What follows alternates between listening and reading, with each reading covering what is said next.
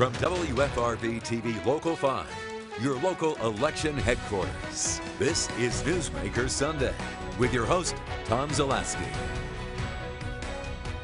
Good morning. Welcome to Newsmaker Sunday. I'm Tom Zaleski. Today, we remember the life of Bart Starr, an NFL Hall of Famer, Packers legend, and humanitarian.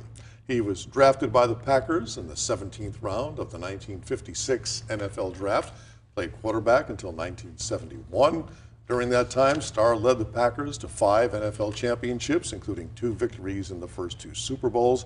Starr was inducted into the Pro Football Hall of Fame in 1977.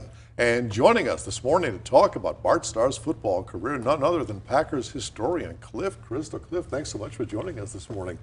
My pleasure. Much appreciated. When you talk about the Lombardi glory years, Bart Starr is always at the top of that list when we talk about all the players. Describe, if you will, his impact on the Packers. Well, he was the first quarterback in NFL history to win those 5 titles. And to this day, he's the only quarterback to have won 5 NFL championships in a decade. His sneak in the ice bowl, signature play in our history, kind of a microcosm of what the Packers have been all about, surviving and as he did that day in the brutal weather and winning championships. So he's certainly among our all-time greats, deserving Hall of Famer. And he came from relative obscurity. University of Alabama, lots of injuries, wasn't a household name when he came into the NFL, arrived here in '59. So how does he go from being an average no-name to the legend that we know today? Well, I think the one thing we shouldn't forget about him is the inspirational story behind his quest to be accepted by a coach and to be successful. Bart himself would admit he was not Brett Favre or Aaron Rodgers in terms of talent. At Alabama as a sophomore, played for a coach by the name of Red Drew, who called him got him to the SEC championship, and Red Drew said he's the best passer in Alabama history. Bart got hurt, injured his back as a junior, didn't play. Senior, Drew gets fired. His senior year, they bring in a coach who wants his quarterback to be a runner. Bart ends up splitting time with a guy who was a converted halfback. He comes to Green Bay. Lyle Blackburn's the coach, and Lyle Blackburn wasn't successful, but good football man. And 2 days into practice, he says to the press, that boy has a lot of poise. He's the best looking of our young quarterbacks. But he backed up Tobin Rote that year, 57, 58. He shared the job with Perilli. He wouldn't commit to him. 59, Lombardi comes in. And, it's a 4-way battle for 3 roster spots. Lombardi picks him over Babe Perilli, who is in the New England Patriots Hall of Fame. So obviously he saw something in him right away.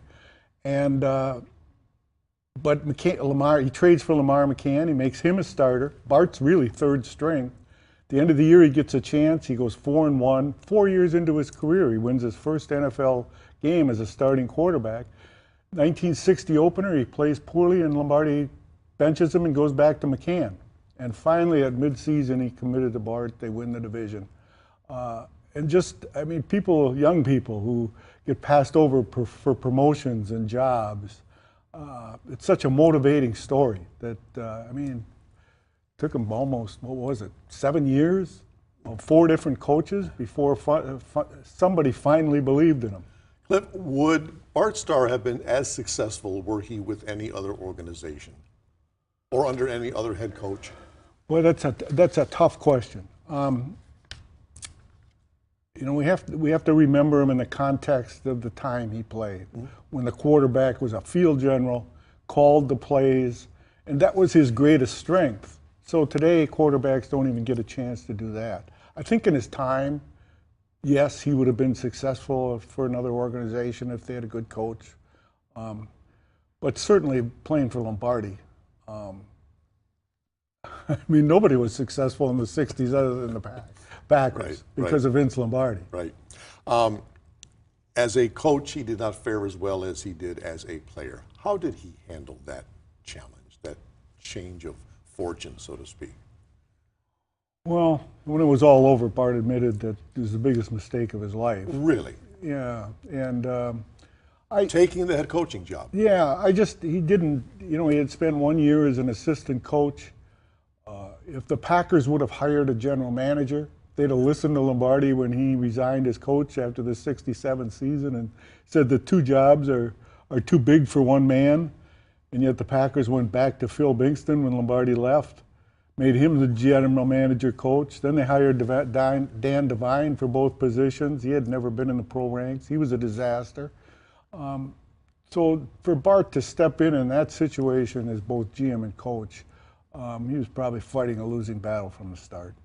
He was inducted into the Hall of Fame in 1977. What did that mean to him? Because he was such a humble guy. Well, that's the ultimate honor in pro football, Yeah. and certainly deserving. He went in with Forrest Gregg. Lombardi was deceased. I'm sure he would have loved to have had his coach there. But there's no greater honor in football, and he deserved it.